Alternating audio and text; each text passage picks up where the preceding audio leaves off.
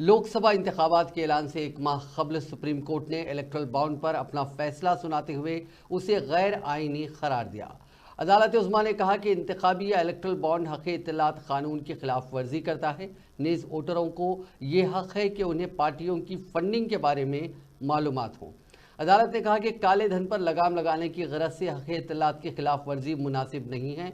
ख्याल रहे कि चीफ जस्टिस DY चंद्रचूड़ की सरबराही वाली सुप्रीम कोर्ट की 5 जजों की आईनी बेंच गुज़िश्ता साल 31 अक्टूबर से इस मामले पर बाकायदा समाअत शुरू की थी। इस दौरान अदालत ने इस केस की मुसलसिल 3 दिन तक समाअत की और अपना फैसला महफूज रखा था। सुप्रीम कोर्ट का इलेक्ट्रल बॉन्ड को गैर आईनी करार देना मरकजी हुकूमत के लिए एक बड़ा झटका है। मामले की समाअत के दौरान CJI DY चंद्रचूड़ ने कहा कि हम मुत्तफिका फैसले पर पहुंचे हैं। मेरे फैसले की तारीख जस्टिस गोवाई, जस्टिस पारदीवाला और जस्टिस मनोज मिश्रा ने की। इसमें 2 राय है, एक मेरी अपनी और दूसरी जस्टिस संजीव खन्ना की। दोनों की इस्तिदलाल में थोड़ा सा फ़र्क है, ताहम दोनों एक ही नतीजे पर पहुंचती हैं।